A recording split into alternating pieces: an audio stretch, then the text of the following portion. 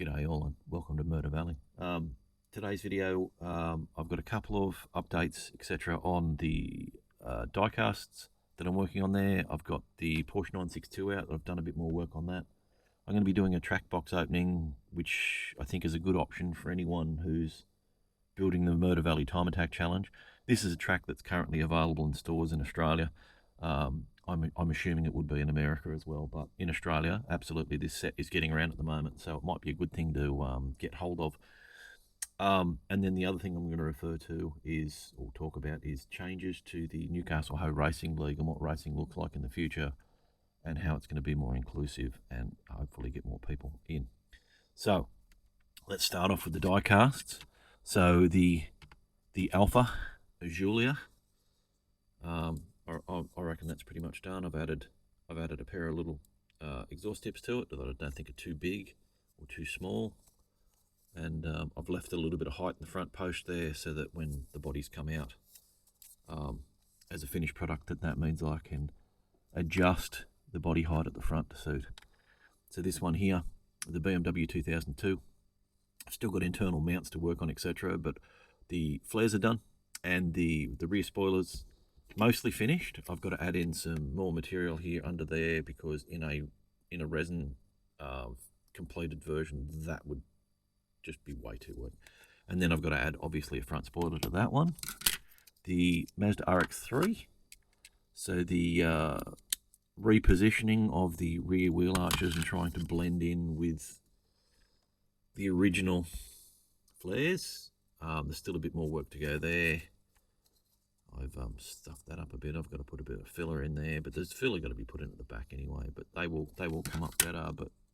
And then of course I've got to add internal mounts, etc. to that because I haven't even started. Well, I've started the front one. The next is the Toyota Corolla. I've added a rear mount into there because I've done it at this stage because you'll see the wheel is sitting to the top and the front of the arch there. And in here it's hard up against the front, so like there's no registration between the two arches. So the theory is I've squared the chassis up in the body, and then I'll clearance the arches so it sits at the right height. I mean that's too low anyway, but by the time then when I put the wheel arches in, the wheel arches should match up with the existing. Now if you're new to the channel and we seem to be attracting more diecast type people, like as in Hot Wheels, etc., that collect those and modify those. If you're interested in getting involved in turning diecasts into slot car bodies, you can just do the steps I've done there. So that's just white styrene. This is 1.5 mil, but I also use 1 mil as well. You can buy tubes, etc., and rods of it. So there's a couple of different size ones, and these all slide into one another. So they're really handy. But they just glue in really easy with super glue. So that's just the stuff I buy from a local hardware store. And then filler. So there's Epo Putty. I buy this stuff. Can't buy it in Australia, but I buy it off eBay from my closest Asian country north. This stuff's really good. You just mix it up together. It's a 2-pack hardener. You mix it up by weight, so you can mix up really small amounts. You're not wasting stuff all the time. But yeah, that's really handy. And then yeah, I just build mounts, etc., inside them. So I mean, here's an example. So this is an original AFX car, and that's the mounts in there. They just rely on the mount in the side. And then here's one that I've modified. So obviously I have made this sit a lot lower. I've added an extra strip of styrene around the bottom so it sits even closer to the track because there just wasn't enough depth in the body to get even any closer. And then I've added way more mounts in. So I like to use a mount in the front that has a screw post in it. So the screw sits in this slot here in the guide pin, and that gives you adjustment because then you put a screw in, you can screw the screw up and down. This is very tight. I need to make it very, very tight at this stage because it doesn't come out quite as tight in the finished product when I resin cast it. But yeah, this gives me height adjustment in the front, so I can do minor adjustments to it. And then these mounts, I've still got a bit of work to do smoothing these out. But as you can see, I've gone through because the motor sits quite close.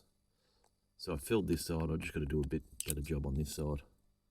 But I want the finished result to be nice and smooth and looking factory as per. But then I'll resin cast that, and I will be doing the rear spoiler separately, so that it's easier to paint, etc., and put liveries on this. So I'm hoping that this will be a good race class or good racing body to go on either Tommy Turbo, as what is currently inside the chassis, or Bulldog. And I'm actually leaning towards possibly doing like a brass version class. So this one here has brass weights in it, etc. Now, these are not factory Bulldog weights. These are ones that I've made up, and then I've made brass button weights that sit in the front of the chassis as well. But the standard weight that comes in the chassis is fine. It's just not as heavy as mine. But yeah. So now I'm going to do the track opening with the listing of the track pieces, etc., what you need for the Murder Valley Time Attack Challenge, and I'll come back to you. Okay, so the track opening. We have the America Sports Car set. What does it come with? 6 18Rs, 6 15Rs.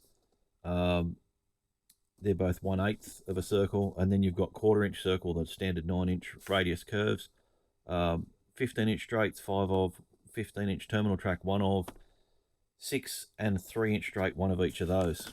So what needs to happen? What needs to be added? If you want to build the Murder Valley Time Attack Challenge, if you were to buy that set, what else do you need in your shopping cart to be able to buy it? Well, or in your spares at home. 5 straights. I tend not to use these. If you're going to use the AFX terminal straight, which is that one there, then you only need 4. So you'll need 3 9-inch straights. You'll need another 1 6-inch to go with this one, because there's 2 in the completed track. You'll need 7 12Rs. You'll need 2 9R 1/8 circle, so that's obviously half of the 9-inch 1/4, and then of course you'll need 4 6R curves, and that is the Murder Valley Time Attack track. That's all you need. I'll put up a track listing right now.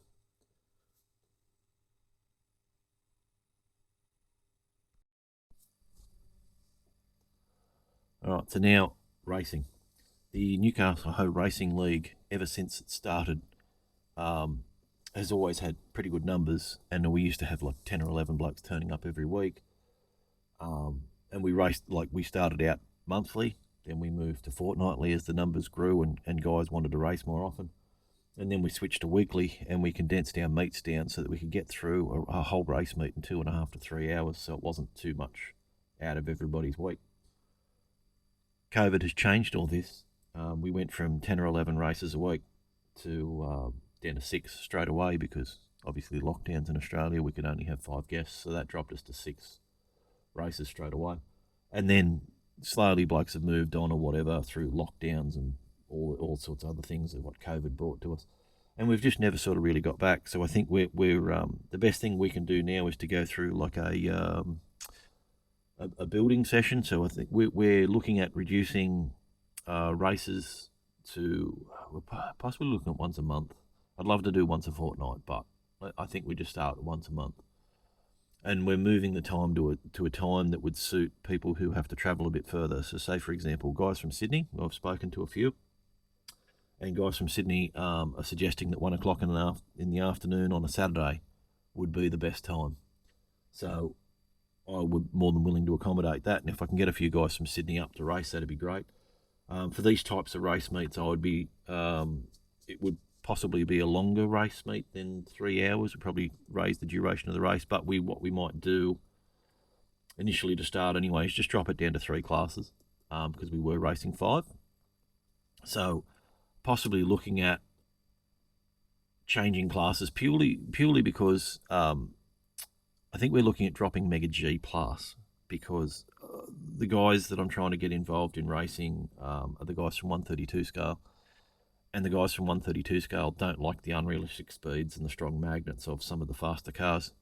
Magna Traction, for example, seems to be the one that people gravitate to. I had one of the guys, one of the local larger scale races over here the other week, and he was driving around in one of my Magna Traction chassis and quite enjoyed it. And that sort of speed seems to be what we've had other races from larger scale before, and Magna Traction seems to be the speed that they're quite happy with. And I think probably the Bulldog's probably about the fastest chassis for speed and how it drives on the track that probably appeals. So at the moment, the three chassis I'm looking at is the TFX from One Stop Slot Shop, and the X-Traction from Auto World, and that would be a X-Traction and Magna Traction race together with the extra magnet and the X-Traction pulled out, so they're on par. So guys who have got old stuff can race it, and guys who don't have the old stuff can buy brand new X-Traction and still be competitive. And then the third class would be Bulldog. So that's what I'm looking at racing, which is, you know, these bodies here, the Diecast ones, they fit the Bulldog. And then, yeah, I've got some others. I've got some really nice bodies to go on TFX. I'm looking at, if anybody knows what an AE86 is, the original Toyota Sprinter from like the mid 80s. But yeah, they're a cool little car. A bit of a drift hero. If anyone's ever seen, what's it called?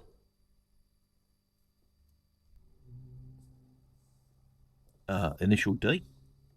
So yeah, if anybody's seen that, the Toyota Torino and the A86, or the Australian version, the Toyota Sprinter, I've got the pair of those bodies in the correct scale. So and then I've just got to work out what we're probably going to do with X-Traction, Magna Traction. Maybe the way to go is to race the Datsun 240Z body, because I ended up we've got quite a few of them, so that might be the way to go.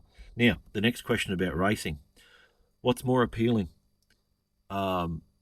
Building your own cars and turning up, which of course turns into a bit of a drama every time someone new comes along, because we've got to have extras of everything.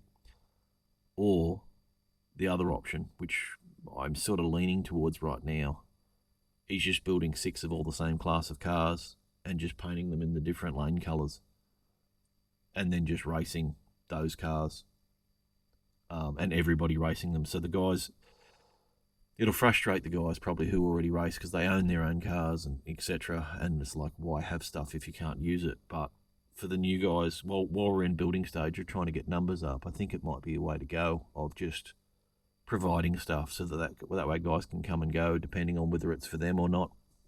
And that way I can also just invite randoms at any time that just want to come and try it without having to spend any money.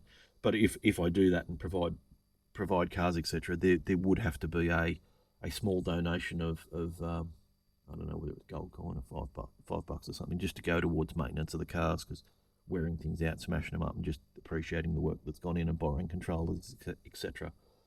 But I'd really love people's feedback of what they think the way to go is with that.